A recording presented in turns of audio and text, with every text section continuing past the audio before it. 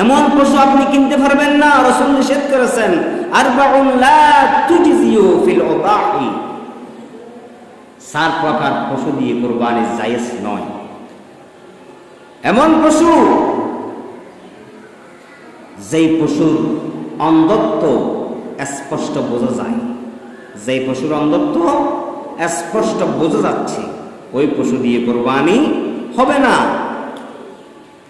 এমন রুগ্ন পশু, যেই পশুর রুগ্ন প্রকাশিত, যেই পশুর রূপ প্রকাশিত রুগ্ন গরু, অথবা ল্যাং কোড়া, যেই পশু ল্যাং কোড়া পশু, পঙ্গু, এরপরে এমন থেকলা পশু যার হাড়ের মাজ্জা পর্যন্ত বের হয়ে গেছে চামড়ার উপর দিয়ে, এমন পশু দিয়ে কুরবানি করা যাবে না, আল্লাহ রাসূল নিষেধ করেছে।